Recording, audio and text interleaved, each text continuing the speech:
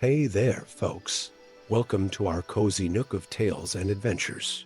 Today, like every episode, we're unlocking the doors of imagination to explore new worlds, meet fascinating characters, and experience unique emotions. I promise to take you on an unforgettable journey through the power of words. So, get comfy, grab your favorite drink, snuggle into that perfect spot, and get ready to lose yourself in a new story. Leave the outside world behind for a while and dive with me into the depths of storytelling. If you enjoy our content and want to support the channel, consider hitting that subscribe button and giving the video a thumbs up. Now, without further ado, let's dive into today's story. The ancient ice of the throat of the world held many secrets, but none quite as extraordinary as the one discovered on that fateful winter morning. As the aurora danced across Skyrim's star-filled sky, a team of Nordic archaeologists broke through a sheet of crystalline ice, revealing a chamber that had remained untouched for millennia. There, suspended in a perfect cocoon of magical ice, lay a young woman with hair as white as fresh snow and skin that seemed to shimmer with an otherworldly frost. Lyra Frostborn, as she would come to be known, opened her eyes for the first time in thousands of years to a world vastly different from the one she had known. Her awakening sent ripples through the fabric of magic itself, causing dragons across Skyrim to stir restlessly in their ancient roosts. In the depths of the Forgotten Vale, the great dragon Caius felt the disturbance and spread his ancient wings, knowing his long vigil had finally come to an end. The Thalmor were the first to recognize the significance of Lyra's emergence. Their spies in the College of Winterhold reported that the young woman spoke a dialect of dragon language, so ancient it predated known history. More disturbing still, when she spoke, dragons would pause in their flight, turning their serpentine heads toward her voice, as if drawn by an irresistible force. High Justiciar Ondalemmer saw an opportunity to tip the scales of power in the Aldmeri Dominion's favor. "Bring her to me," he commanded his agents, alive and unharmed, but Lyra had already fled the college, guided by instincts she didn't understand and dreams filled with ice and wing beats. In the shadow of a crumbling word wall, Lyra first met Caius. The dragon's scales gleamed like polished obsidian, and his eyes held the wisdom of ages. Instead of attacking, he bowed his great head and spoke in the ancient tongue, Dovakian. "At last, you have returned to us. I don't understand," Lyra replied in the same language, the words coming to her lips unbidden. "Why do I know this speech? Why do I dream of flying over mountains that no longer exist?" Caius's answer shook the foundations of her world. "Because, young one, you were there. Before the Dragon War, before the First Empire, you were Virenal, the dragon queen who chose mortality to save both dragons and men. Your sacrifice was so complete that even the dragons forgot, and only I remained to watch and wait for your return." As Lyra struggled to comprehend her true identity, the Thalmor closed in. Their battle mages tracked her through ancient magic, leading to a confrontation at the ruins of Bramjinar. Lyra discovered her power in the heat of battle, her voice carrying the force of storms as she shouted for the first time in millennia. The very sky seemed to tremble as ancient dragons, awakened by her call, descended upon the Thalmor forces. But victory came at a price. Each dragon she commanded brought her closer to remembering her past life, and with those memories came a terrible revelation. The prophecy that had driven her to surrender her dragon form had never been fulfilled. It had merely been delayed. She was destined to either unite dragons and mortals under a reign of peace, or bring about the final destruction of both. The Thalmor, however, had their own plans. They had uncovered an ancient artifact, the Crown of Dominion, which they believed could bind dragons to their will. Their true goal was not just to capture Lyra, but to use her power to enslave dragonkind and establish Aldmeri supremacy over all Tamriel. Caius revealed his own secret. He had been her closest advisor in her past life, bound by an oath to protect her mortal form until she awakened. "The choice approaches again, Virenal," he told her one night as they camped beneath the stars. "But this time, you need not face it alone. Together, they rallied both dragons and mortals who recognized the threat the Thalmor posed. The skies over Skyrim filled with dragons as they hadn't been since the Merethic era, but this time they came not as conquerors but as allies. The final battle took place at the summit of the throat of the world, where Lyra had first been found. The Thalmor, wielding the crown of dominion, commanded enslaved dragons to fight their own kind. The sight of dragons forced to battle their brethren awakened something primal in Lyra, memories of why she had chosen to become mortal in the first place. In a moment of clarity, she understood that her true power lay not in commanding dragons, but in giving them the freedom to choose. Speaking in the ancient dragon tongue, she called out not with authority, but with compassion. Remember who you are. You are not slaves, but children of Akatosh, free to choose your own path. The crown's power shattered, and the enslaved dragons turned on the Thalmor. Victory came not through dominion, but through understanding and free, will the very principles Lyra had sacrificed herself to protect millennia ago. In the aftermath, Lyra chose not to reclaim her dragon form. Instead, she established a new council where dragons and mortals could meet as equals, ensuring that the ancient conflict between the races would never rise again. Caius remained by her side, a bridge between two worlds, just as she had become.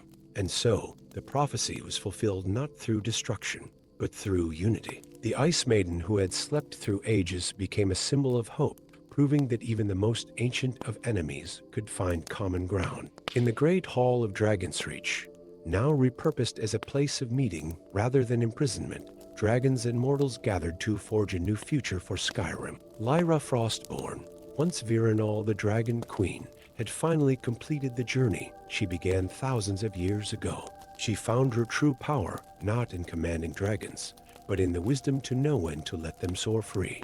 The songs of her tale would be sung in both dragon tongue and mortal speech for generations to come, a reminder that the greatest strength lies not in dominion over others, but in the courage to trust them to choose their own path. And high above the throat of the world, where the ancient ice still holds its secrets, dragons and mortals alike gather each year to remember the woman who bridged their worlds, and to celebrate the peace she fought so hard to achieve. Story 2.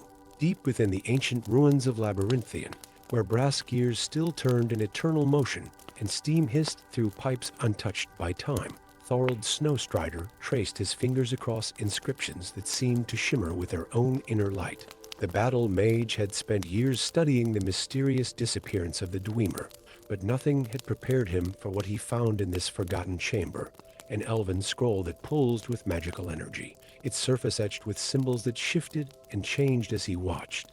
As he carefully unrolled the ancient parchment, the writing began to glow with an otherworldly blue light. The scroll contained coordinates to something called the Chronolith, a Dwemer artifact capable of manipulating the very fabric of time itself. But Thorold wasn't alone in his discovery. The soft whisper of leather on stone told him the dark brotherhood had finally caught up with the scroll. Nord, came a silky voice from the shadows.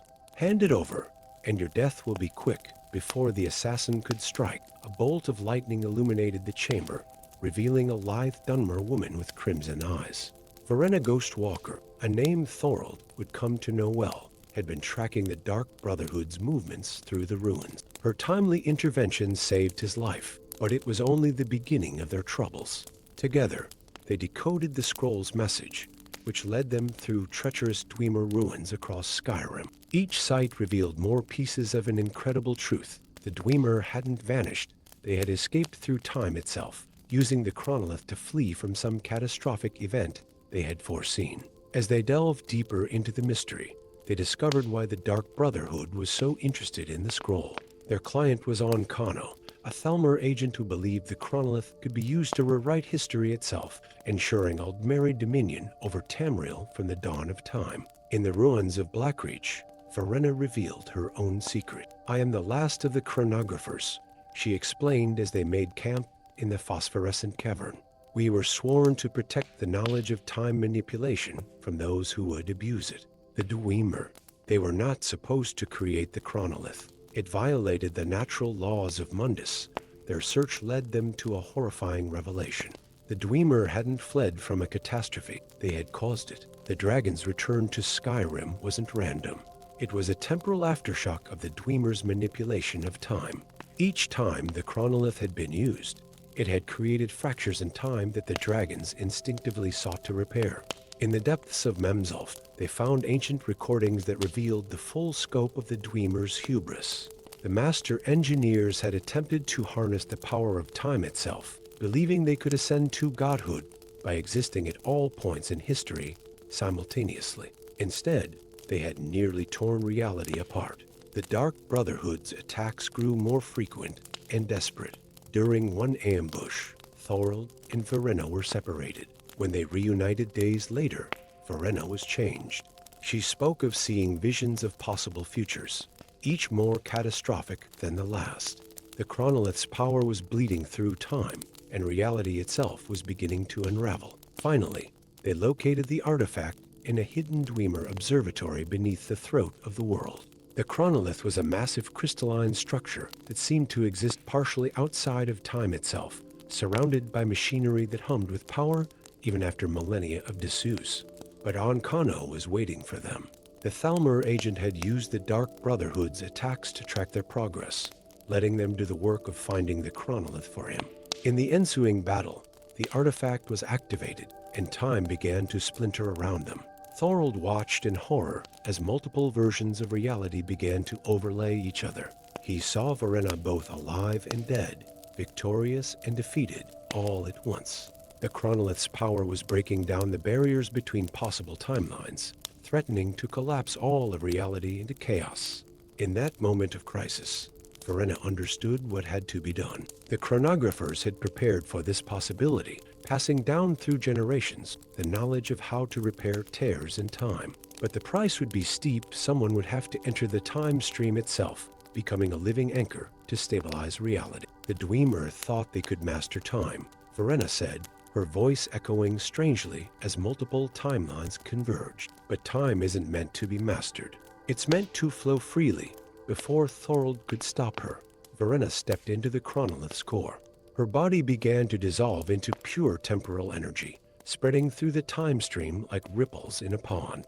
The fractures in reality began to heal as she sacrificed herself to become one with time itself. In the aftermath, Thorold used his battle magic to destroy the chronolith and the scroll that had led them to it. Ankano was trapped in a time loop of his own making, forced to relive his final moments of defeat for eternity. The Dark Brotherhood retreated, their contract rendered meaningless.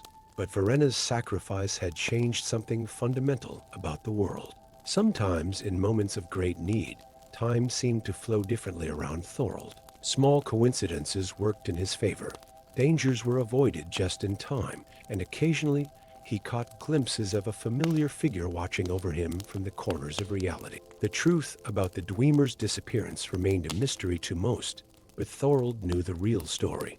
They had sought to control time itself and paid the ultimate price for their ambition. Now, their greatest creation lay in ruins, and the only person who truly understood its power had become one with the very force the Dwemer had tried to master. In the College of Winterhold's library, Thorold wrote down their story, though he knew many would dismiss it as fantasy.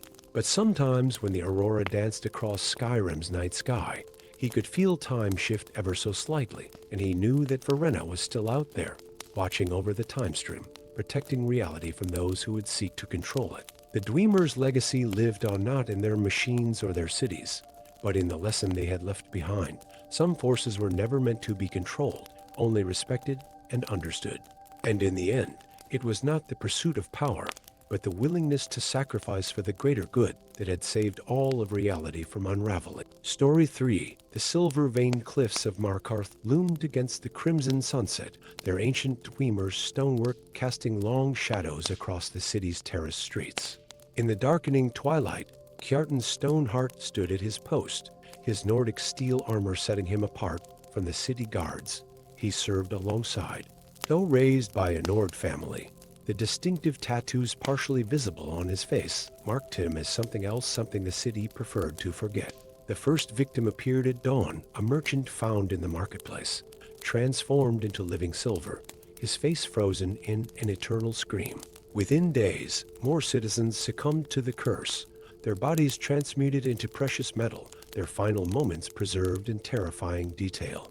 As panic gripped Markarth, Sigrid Dawnbringer arrived, her vigilant of Stender medallion gleaming in the torchlight. The silver curse bore the hallmarks of ancient Reach magic, and she immediately recognized the connection to the Forsworn, the native people who had once ruled these lands.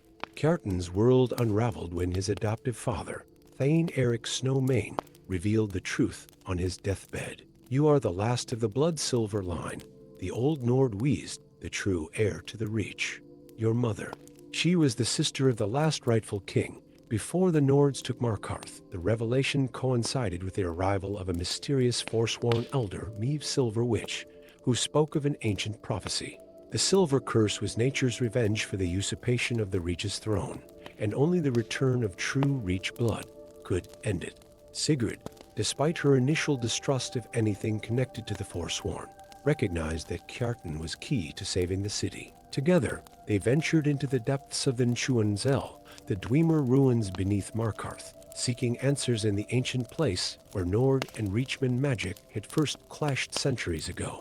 In the twisting corridors, they discovered murals depicting a forgotten pact between the original Reach kings and powerful nature spirits. The agreement had been sealed in silver blood, binding the spirits to protect the land. When the Nords conquered Markarth, the pact was broken, but the spirits remained, waiting for their chance at vengeance. Their research was interrupted by an attack from both sides, Nordic zealots who viewed Kjartan as a threat to their rule, and radical Forsworn who saw him as a tool for their revolution. In the chaos, Sigrid and Kjartan were separated, forced to flee deeper into the ruins. When they reunited, it was in a vast chamber dominated by a silver tree with roots of pure metal, its branches reaching toward a ceiling studded with luminous crystals. Here, Meve revealed her true nature. She was one of the ancient spirits, bound in mortal form, who had waited centuries for the return of the true bloodline. The choice before Kjartan seemed impossible. He could claim his birthright and restore the old ways, but doing so would mean turning against the only family he'd ever known. The Silver Curse continued to spread, claiming more victims each day, including some of his fellow guards. Sigrid, despite her oath to fight against dark magic, began to understand the complexity of the situation. Sometimes, she told him, justice and vengeance look very similar. The difference lies in what we do after. The solution came from an unexpected source. Deep in the Nchuan-Zel archives, they found evidence that the original pact had never been about dominion over the land, but stewardship of it. The spirits hadn't wanted rulers, they had wanted guardians. In a ceremony atop the Understone Keep, Kjartan made a choice that would change the Reach forever. Instead of claiming the throne, he renewed the ancient pact with a twist. The guardianship of the Reach would be shared between all its people, Nord and Reachmen alike. The ritual required blood from both sides, freely given, not taken. Sigrid, representing the Nordic people, joined him in the pledge. As their blood touched the silver roots that ran beneath the city, the curse began to reverse. Those transformed to silver returned to flesh, though they would forever bear a streak of silver in their hair as a reminder. Meve and her spirits, bound by the new pact, accepted the compromise. The old ways would be honored, but not through vengeance and bloodshed. Kjartan established a new council where both Nords and Reachmen would have a voice in governing the city. Some opposed the changes. Radical factions on both sides attempted to disrupt the new peace. But the silver in the hills themselves seemed to respond to the renewed pact, revealing rich new veins only to those who worked in harmony. Kjartan remained a guard, but his role evolved into something more: a bridge between two peoples, a living symbol of what the Reach could become. Sigrid stayed as well, establishing a new order of vigilance who studied and preserved both Nordic and Reach magic, understanding that wisdom could be found in both traditions. In the years that followed, Markarth changed. The silver veins in its cliffs seemed to shine brighter, and the ancient Dwemer machines hummed in harmony with songs of the old spirits. Gardens appeared in unlikely places, with silver roses blooming in the shadows of stone. And if sometimes, in the quiet hours before dawn, people saw a guard with forsworn tattoos and Nordic armor, speaking with a vigilant priestess atop the city walls, they smiled and went about their business. For in Markarth, Where silver blood once brought death, it now flowed as a reminder that the strongest metal is forged from many elements, joined together in perfect balance. The legacy of Kjartan's Stoneheart, the guard who chose wisdom over power, lived on in the silver-streaked hair of Markarth's children, Nord and Reachman alike, a permanent reminder that true strength lies not in claiming a throne, but in building bridges between ancient enemies. Story 4. In the luminescent depths of Blackreach, where ancient Dwemer machines still hummed their eternal songs, Estrid Nightwalker's torch illuminated something that hadn't seen light in millennia.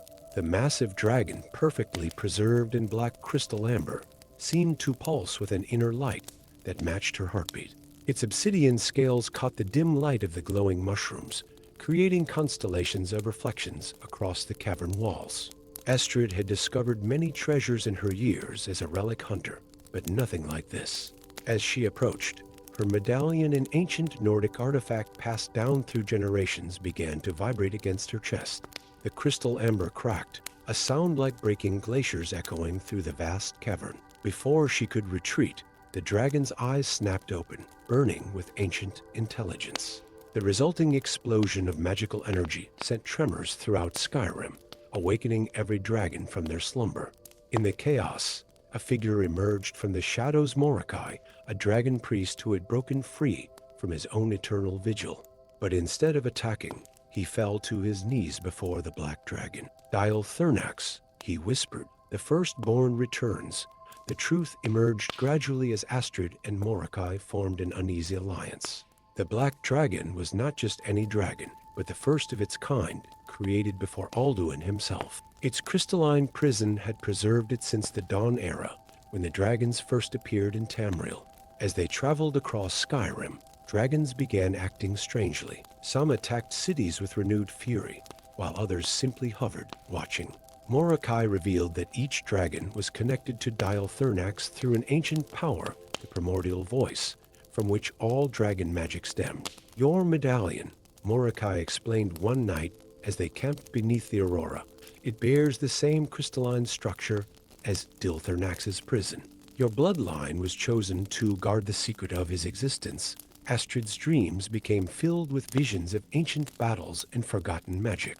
She saw through the eyes of her ancestors as they bound Dial Thurnax in crystal, not out of malice, but to prevent a catastrophe they foresaw. The first dragon's power was too great. It threatened to draw all dragons back to their primordial state, undoing their very existence. Their journey led them to the throat of the world, where the time wound still scarred the sky. There, they discovered ancient inscriptions that revealed the full truth. Dragons were not creatures of this world, but crystallized fragments of time itself, given form by the power of Akatosh. Dial Thurnax was the first successful manifestation, but its power was too pure, too close to the source. The crisis came to a head when Dial Thurnax reached the peak of the mountain. Its presence began to affect reality itself. Dragons across Skyrim started to crystallize, their physical forms reverting to their primordial state. The process was spreading, threatening to transform not just dragons, but all beings connected to the power of the voice.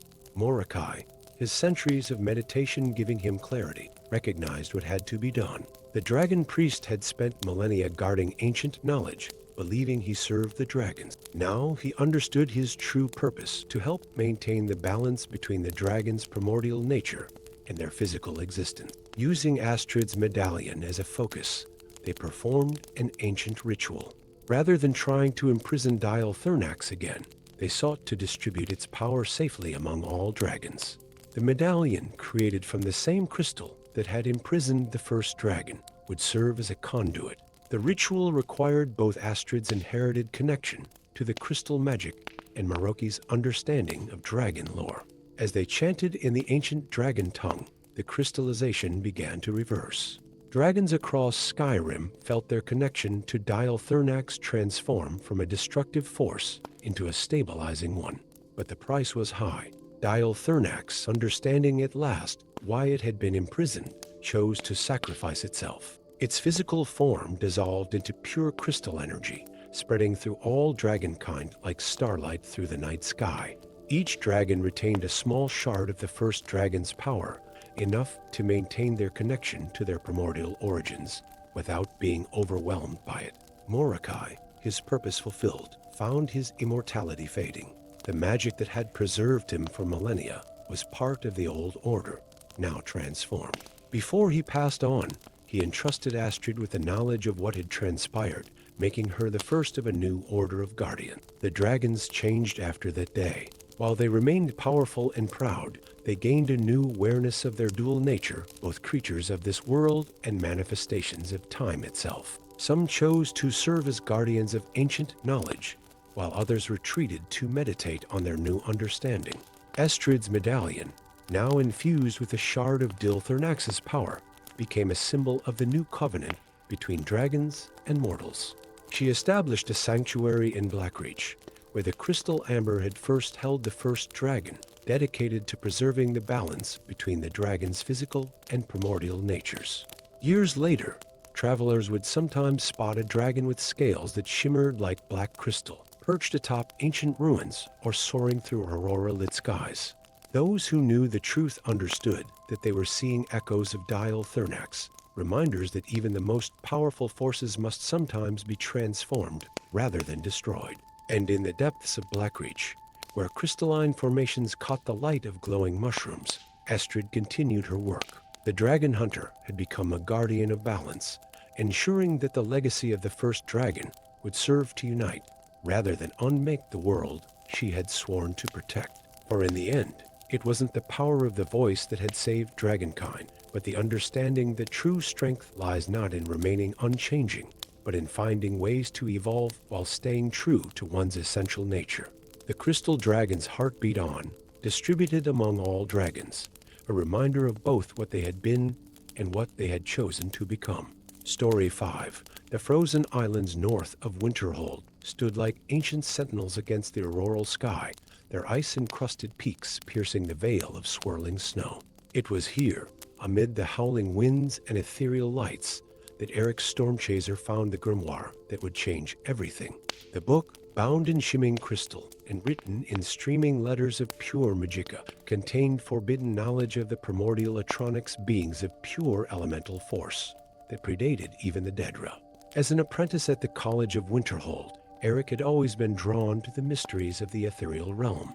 But nothing in his studies had prepared him for what the grimoire revealed. The Atronics weren't mere constructs, but fragments of creation itself, torn from Aetherius during the formation of Mundus. The discovery coincided with strange phenomena across Skyrim.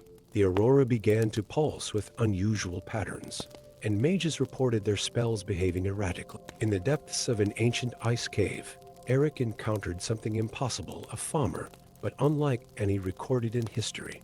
Her skin was pale as moonlight rather than sallow, her eyes clear and filled with ancient wisdom. "I am Luna," she said in perfect common tongue, last keeper of the old knowledge. The stars grow restless, young mage. The barriers between realms thin. Together, they deciphered the grimoire's warnings. The primordial Atronics were stirring, drawn by a growing weakness in the fabric between Mundus and Aetherius. If they broke through, their raw power would unmake the mortal realm, returning it to the pure magic from which it was formed. Luna's people, the ancient snow elves, had known of this possibility. Before their fall, they had created a network of celestial observatories across Skyrim, designed to monitor and maintain the barriers between realms.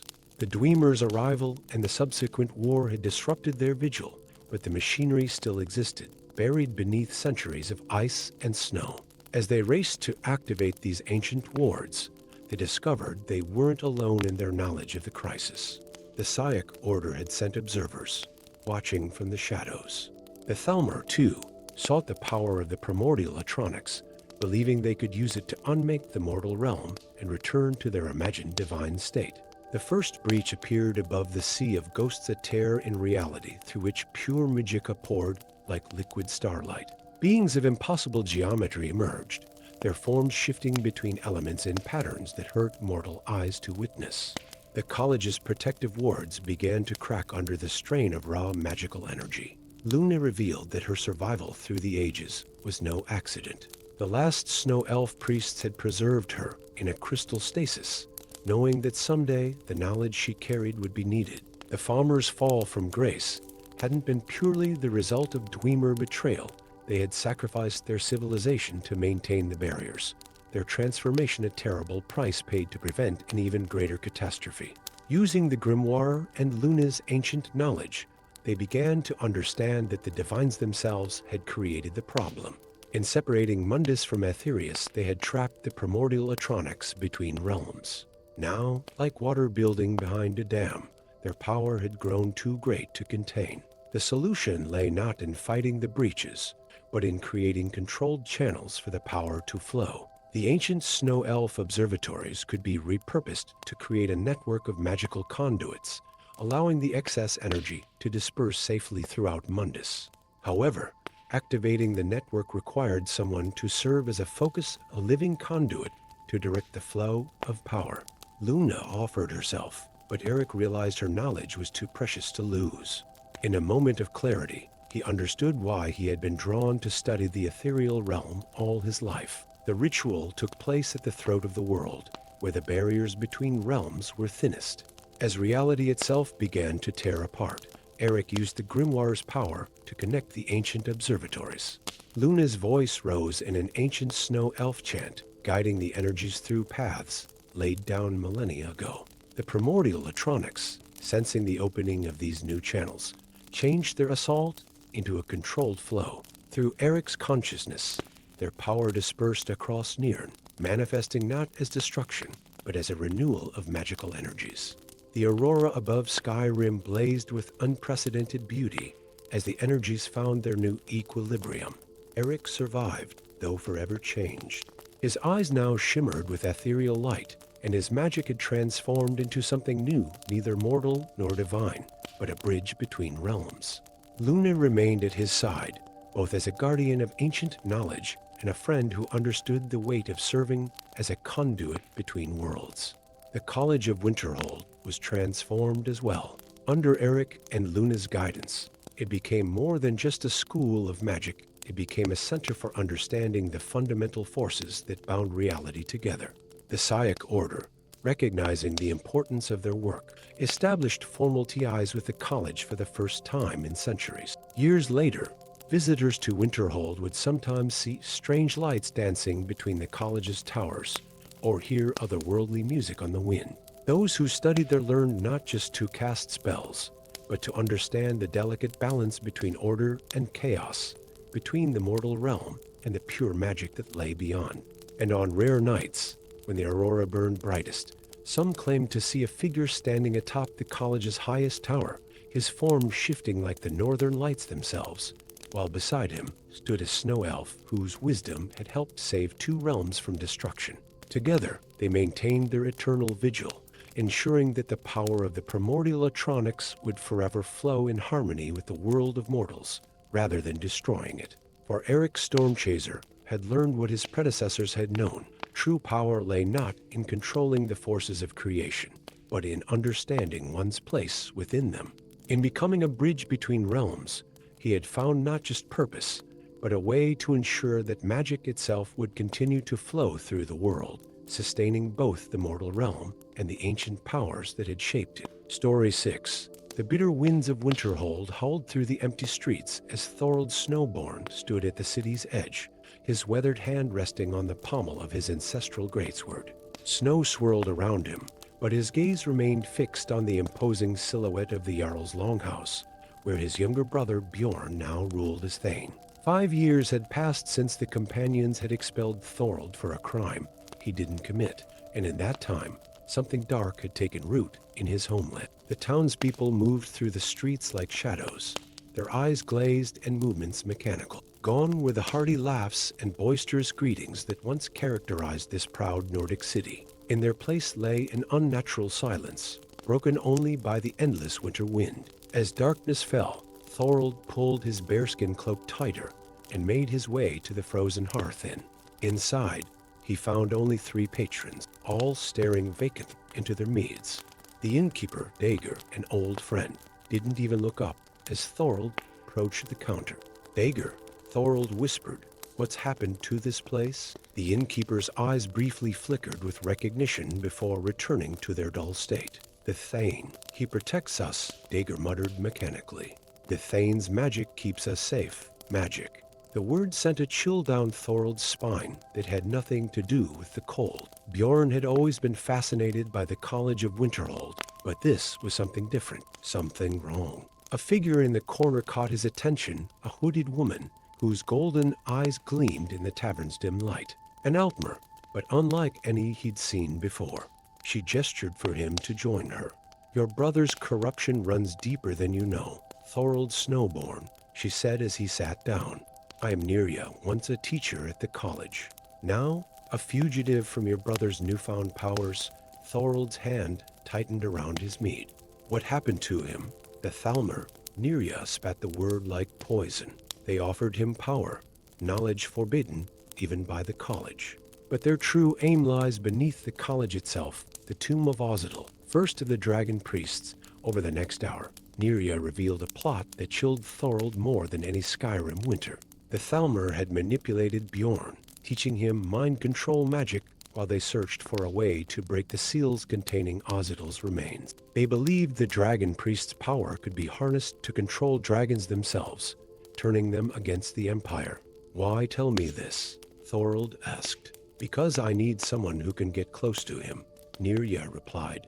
Someone whose blood might break through the corruption, and because I've renounced the Thalmer's ways. Some prices are too high, even for power. That night, Thorold dreamed of his childhood of protecting Bjorn from bullies, teaching him to swing a sword, watching with pride as he cast his first spell. He awoke with tears frozen to his beard, and a resolve hardened like Nordic steel. Their plan began the next day. While Neria worked to disable the magical wards around the Jarl's longhouse, Thorold sought out the few townspeople who showed signs of resistance to Bjorn's control. He found them in hidden corners and basement meetings, their minds protected by ancient Nordic trinkets or sheer force of will. As they worked, signs of the Thalmer's presence grew. Golden armored guards appeared in the streets, and strange lights flickered in the college's windows at night. Time was running out. On the night of their confrontation, a magical aurora blazed overhead, not the natural lights of Skyrim, but a sickly green glow that pulsed in rhythm with chanting from the college. Thorold and Neria fought their way through ensorcelled guards, her spells complementing his swordwork as they pushed toward the Jarl's longhouse. They found Bjorn in his chambers, but the man who turned to face them barely resembled Thorold's brother. His eyes glowed with an unnatural blue light, and dark veins ran across his face like cracks in ice. Brother, Bjorn's voice echoed strangely, as if multiple people spoke at once. Have you come to witness our ascension? I've come to save you, Thorold replied, raising his greatsword. Even if I have to beat sense back into you. The battle that followed shook the longhouse to its foundations. Bjorn wielded magic that seemed to freeze the air itself, while Thorold relied on the fighting techniques passed down through generations of Nord warriors. Neria's spells clashed with Bjorn's, creating spectacular displays of magical energy that lit up the night sky. But it was neither spell nor sword that finally broke through to Bjorn. It was a memory. As Thorold parried a spell of ice, he began to sing an old lullaby their mother had sung to them during storms. The familiar melody pierced through layers of magical corruption, and for a moment, Bjorn's eyes cleared. That moment was all they needed. Neria cast a spell that shattered the magical bindings controlling Bjorn, while Thorold caught his brother as he collapsed. Above them, the corrupted aurora flickered and died, but their victory was short-lived. The ground began to shake as ancient seals beneath the college broke. The Thalmer had succeeded in their true goal. Ozidal was awakening. Bjorn, weak but himself again, grabbed Thorold's arm. The dragon priest. He'll destroy everything. The Thalmer don't understand what they've unleashed. Then we'll stop him together, Thorold replied, helping his brother to his feet. Like we should have been doing all along. Neria stepped forward, her golden eyes gleaming with determination. The three of us might stand a chance. Ozidal was powerful, but he never faced the combined strength of Nordic warrior spirit and elven magic working as one. As they rushed toward the college, where a column of evil green light now pierced the sky, Thorold realized that some battles required more than just strength of arms. They required the courage to trust former enemies, the wisdom to forgive past wrongs, and the strength to face the darkness as a family. The real battle was just beginning, but for the first time since returning to Winterhold, Thorold felt true hope, not just for his brother's redemption or the city's freedom, but for a future where ancient hatreds could be overcome in the face of greater threats. Together, the unlikely trio climbed the college's steps, ready to face whatever ancient horror awaited them. Behind them, the people of Winterhold began to wake from their magical slumber, their minds their own once more. And somewhere in the distance, the old gods of Skyrim watched, waiting to see if this unusual alliance could prevent an evil from an age-long past from rising once again. The fate of Winterhold, perhaps of all Skyrim, rested in the hands of a disgraced warrior, a reformed mage, and a brother seeking redemption. As the green light pulsed overhead and ancient chants echoed through the night, they pressed forward, knowing that whatever came next would become legend. Story 7. The morning mists parted around Astrid as she climbed the ancient steps of the throat of the world, her robes of Kinnereth whipping in the bitter wind. The sacred mountain held many secrets, but today it had called to her through her dreams with unprecedented urgency. Through the swirling snow, she heard something impossible, the keening cry of a dragon, but unlike any she had heard before. This was no roar of rage or dominance, but a sound of pure anguish. Following the sound led her off the worn pilgrim's path and into a sheltered hollow where ancient pines created a natural sanctuary. There, curled amid fallen needles and fresh snow, lay a sight that stole her breath, a dragon hatchling no larger than a wolf, its scales shimmering with an opalescent sheen, unlike the dull browns and grays of its kin.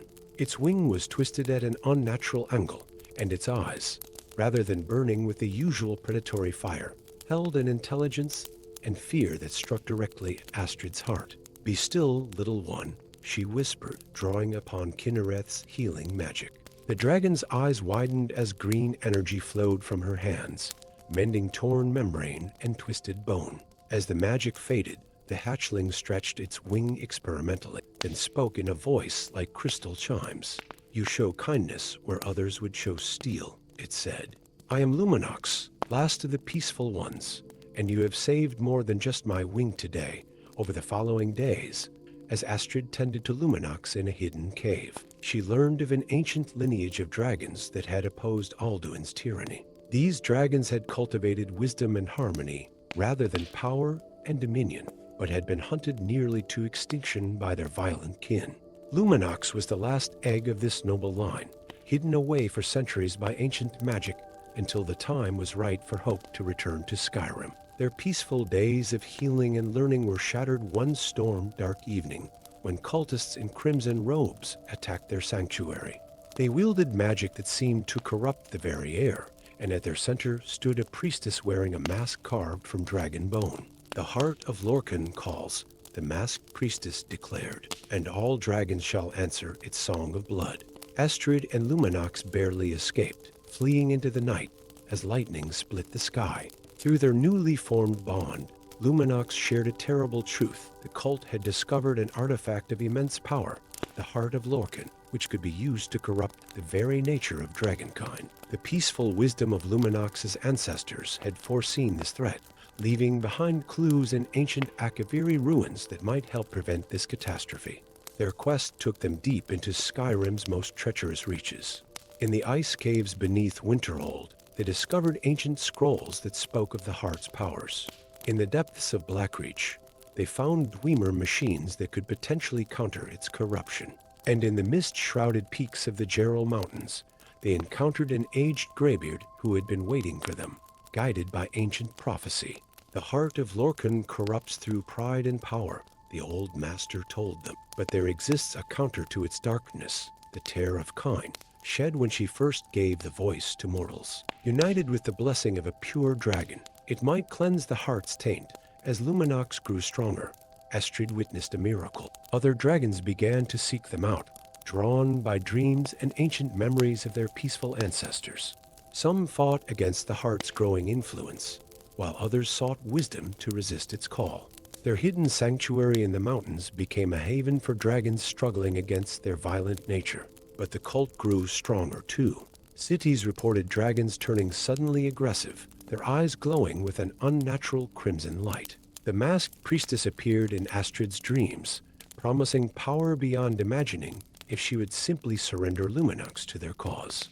The final confrontation came during a rare alignment of the moons, when the cult prepared to use the heart's power at its peak. Their chosen site was the ancient dragon temple of Skuldef, where the barriers between worlds grew thin. As Astrid and Luminox arrived, leading their alliance of resistant dragons, the sky itself seemed to bleed crimson. The battle that followed would be sung of in Nordic halls for generations. Dragons clashed above while cultists and defenders fought among the ancient stones below. Astrid, wielding both Kinnereth's blessing and the terror of Kine, faced the masked priestess in a duel of magic that shook the very mountain. Victory came not through force of arms, but through Luminox's inherent wisdom. As the heart of Lorcan pulsed with corrupt power, the young dragon began to sing not a doom of power, but an ancient dragon psalm of peace.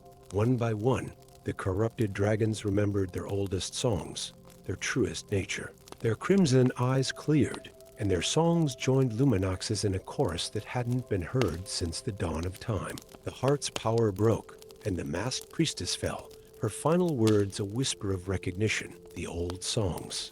I remember, in the aftermath, as dawn broke over the mountains, Astrid watched dragons depart to all corners of Skyrim not to dominate, but to protect and guide. Luminox, no longer a hatchling, but not yet fully grown, rested beside her on the ancient stones. Our work is just beginning, the dragon said softly. There will always be those who seek to corrupt power for their own ends, Astrid smiled, running her hand along Luminox's shimmering scales. Then we'll face them together, teaching peace one heart at a time. Below them, the sun rose over Skyrim's peaks, and for the first time in ages, the roars that echoed across the land carried not threats of destruction, but promises of protection. The age of the dragon would return, but this time it would be an age of wisdom, guided by the last of the peaceful ones and a priestess who had discovered that the greatest power lies not in domination, but in the courage to choose peace. In the years that followed, travelers would sometimes spot a shimmering dragon soaring through Skyrim's skies, a robed figure on its back, and know that the guardians of peace were watching over the realm. And in quiet moments, in the highest mountain, those who listened closely might hear the ancient songs of dragons, remembering who they were always meant to be.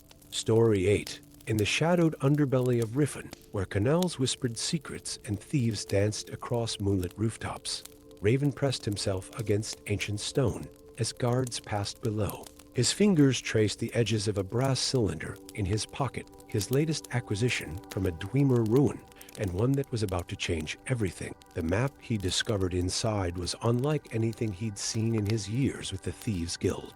Etched on metal thinner than parchment, it showed vast chambers and winding passages beneath Skyrim's surface, leading to something the Dwemer script named Automatopolis, a hidden city that had somehow escaped the fate that befell the rest of the mysterious race.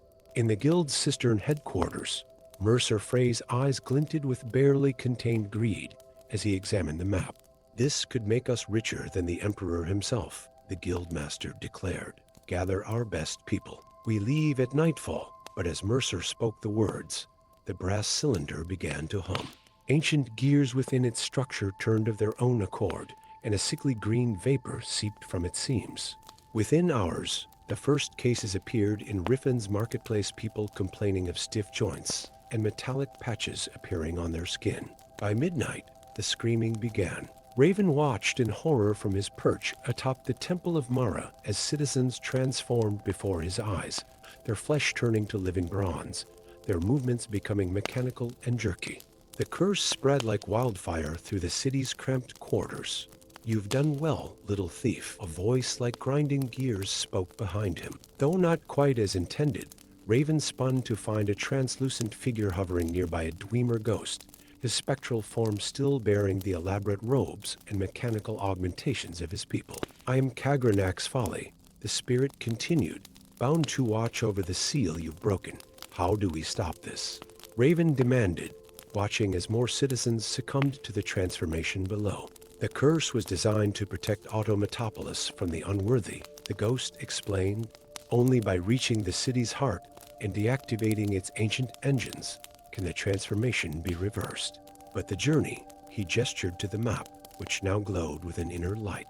It was never meant to be easy. Before Raven could respond, shouts and torchlight announced the arrival of Vigilance of Stender, drawn by reports of Daedric activity. Leading them was a scarred woman named Valeria, who took one look at the transformed citizens and leveled her crossbow at Raven.